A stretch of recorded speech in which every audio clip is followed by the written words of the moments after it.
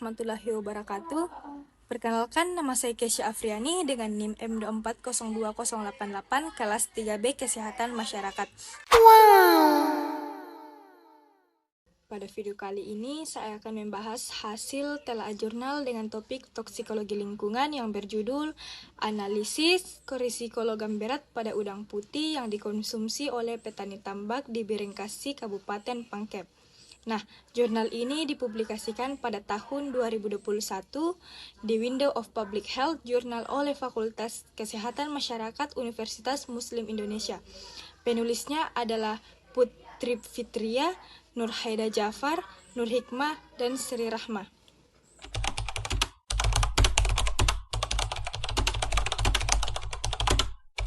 Tujuan penelitian ini adalah untuk mengetahui kadar logat berat Pb atau plumbum, Cd atau kadmium, dan Cr kromium pada udang putih Peneasus mergeunisis yang dikonsumsi masyarakat petani tambak di Desa Biringkasi, Kabupaten Pangkep, serta menganalisis risiko kesehatan yang mungkin timbul akibat paparan logam berat tersebut.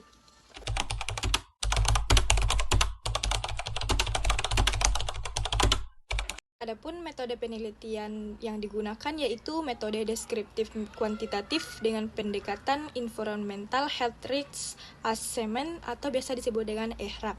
Lokasi penelitian dilakukan di Tambak Udang Putih, Desa Biringkasi, Kabupaten Pangkep. Sampel yang diuji adalah udang putih dan air tambak. Analisis kadar logam berat dilakukan menggunakan spektrofotometri serapan atom atau disebut dengan AAS. Kemudian peneliti menghitung estimate daily intake atau bisa disebut dengan EDI, reference dose atau RFD, dan hazard quotient atau biasa dengan HAQI untuk menilai risiko non-karsinogenik pada manusia.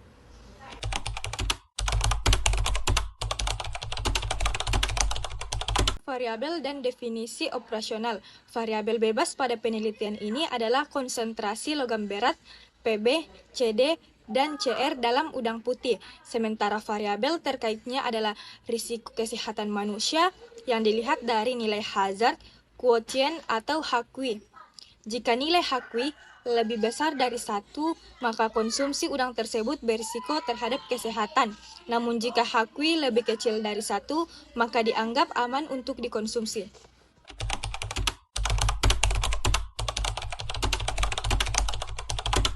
Analisis data. Data hasil laboratorium diolah secara deskriptif kuantitatif lalu dibandingkan dengan standar baku mutu pangan WHO dan FHO.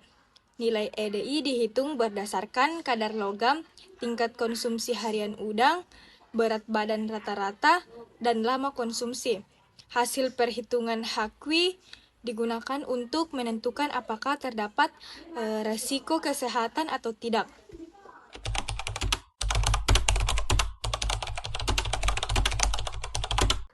Adapun hasil penelitian menunjukkan bahwa logam berat Pb, Cd, dan Cr memang terdeteksi pada udang putih, namun masih berada di bawah ambang batas aman yang ditetapkan oleh WHO dan BPOM. Kemudian nilai hazard quotient atau HAQI untuk ketiga logam berat tersebut kurang dari 1, yang berarti tidak menimbulkan risiko kesehatan non-karsinogenik bagi masyarakat bila dikonsumsi secara normal. Namun, penelitian menegaskan bahwa pemantauan berkala perlu dilakukan karena logam berat bersifat akumulatif dan kadarnya bisa meningkat seiring waktu akibat aktivitas industri di sekitar tambak.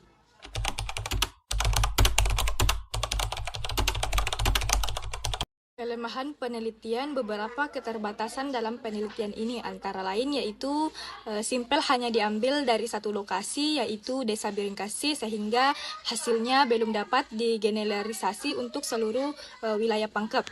Terus yang kedua ada tidak dilakukan analisis logam berat pada media lingkungan lain seperti air laut dan sedimen.